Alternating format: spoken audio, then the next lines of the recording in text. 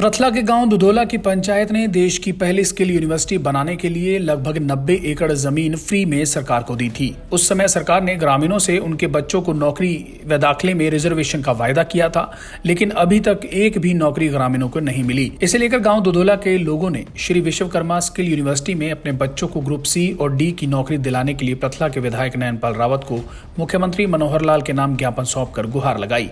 उनकी मांग है कि उनके पास अब खेती बाड़ी करने का साधन भी नहीं रहा, जिसके चलते वे बेरोजगार हो गए हैं। उनकी मांग है कि उनके बच्चों को सी और डी ग्रुप में नौकरियां दी जाएं ताकि उन्हें रोजगार मिल सके। विधायक रावत ने भी ग्रामीणों को आश्वासन दिया है कि वे मुख्यमंत्री मनोहर लाल से बात करेंगे और उन्होंने पहले भी इस मामले को लेकर विधानसभा में बात उठाई थी। जल्दी उनकी समस्या का समाधान किया जाएगा। दिखाई दे रहा यह नजारा है कुल मिलाकर विधायक व हरियाणा वेयर हाउस के चेयरमैन नयनपाल रावत के कार्यालय का, जहां पर सैकड़ों ग्रामीण अपने बच्चों को रोजगार दिलाने के लिए ज्ञापन लेकर पहुंचे। विधायक रावत को मुख्यमंत्री के नाम ग्रामीणों ने ज्ञापन सौंपा है, जिसमें उन्होंने कहा कि जब देश की पहली स्किल यूनिवर्सिटी बनी तो गांव वासियों ने वहां पर करीबन 90 एकड़ जमीन फ्री में सरकार को दान कर दी और सरकार ने उनसे उस समय वादा किया था कि उनके बच्चों को रोजगार दिया जाएगा, लेकिन अभी तक किसी को भी इस यूनिवर्सिटी में रोजगार नहीं मिला। ग्रामीणों ने बताया कि पहले उनके बच्चे पंचायत की जमीन को पट्टे पर लेकर खेती बाड़ी करते थे और घर का पालन पोषण हो जाता था, लेकिन अब जमीन भी यूनिवर्सिटी को दे दी है तो उनके लिए रोजगार का संकट पैदा हो गया है। सरकार ने उनसे वायदा किया था, लेकिन अभी तक एक भी बच्चा उनका नौकरी नहीं लगा। इसे लेकर उन्होंने विधायक रावत से गुहार लगाई है कि मुख्यमंत्री तक उनकी बात पहुंचाई जाए और उन्हें उनका हक दिलाया जाए। हमारे गांव की बहुत कीमती जमीन स्किल यूनिवर्सिटी के लिए दी गई है, बगैर किसी शुल्क के, कोई पैसा नहीं लिया। तो इसमें गांव का गुजारा होता था, जिम्मेदारी करके अपने बच्चों का पेट पालते थे। आज यूनिवर्सिटी बनी है तो हमें गर्व है इस बात का कि कितनी बड़ी यूनिवर्सिटी बनी है तो हमारे बच्चों को रोजगार मिलेगा। इसीलिए जब हमारी रजिस्ट्री करवाई थी ज़मीन की, जब हमने जो कही थी, उन्होंने हमें आश्वासन भी दिया था एक आपके बच्चे इसमें लगेंगे, लेकिन ऐसा कुछ नहीं हो रहा। अब हमने जो है एमएलए साहब से रिक्वेस्ट करी है कि हमारी इसमें मदद की जाए, जाते हमारे बच्चों को रोजगार मिले और हमारे बच्चे खुशहाल बने। इस मौके पर विधायक रावत ने ग्रामीणों को आश्वासन दिया कि वे उनकी मांगों को सीएम तक जरूर पहुंचाएंगे और उन्होंने विधानसभा में पहले भी बात उठाई थी।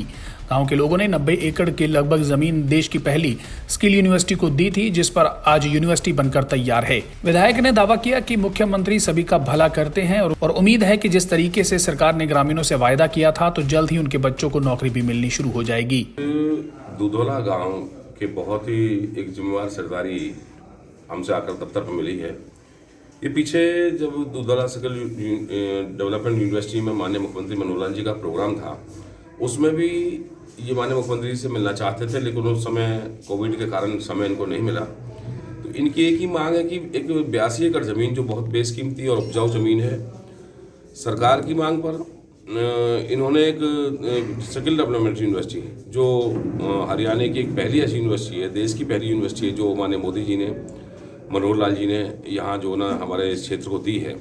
लेकिन इनकी एक ही मांग है कि भाई ज़मीन हमारी बेशकीमती चली गई, जिससे हमारी पंचायत को आमदनी होती थी, और एक बूस्टर भी जो 8 एकड़ ज़मीन में जो रेलवे योजना का बना है। तो इनकी एक ही मांग है कि भाई कम से कम हमारे बच्चों को जो ग्रुप सी और डी की नौकरी हैं, क्योंकि परमानेंट भर्तियां सभी जानते हैं कि सरकार में एक पारदर्शिता के माध्यम से और योग्यता के आधार पर दी जाती है, लेकिन कम से कम सी और डी ग्रुप की जो नौकरी है वो दुधोला के बच्चों का कम से कम उसमें कोई 30% 40% वो ऐसा व्यवस्था हो जाए जिससे इन बच्चों की जो को नौकरी का जरिया इनको मिल जाए। तो उसके लिए आज ये हमारे पास आए हैं और इन्होंने मेरे माध्यम से माननीय मुख्यमंत्री महोदय को अपील की है, हरियाणा सरकार को अपील की है कि भाई हमारे बच्चों को कम से कम इसमें नौकरी में समावेश किया जाए। आपकी तरफ से बात की जाएगी मुख्यमंत्री? देखिए, निश्चित तौर पर मैंने इनका मुद्दा पीछे जो विधानसभा का सत्र था उसमें भी उठाया था और मैं इनकी इस भावना से पूरी तरह परिचित हूँ और ये जायज़ भी है,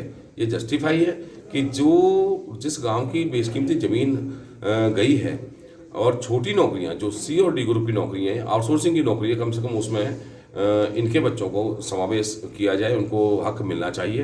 रतला से राजेंद्र दैया की रिपोर्ट।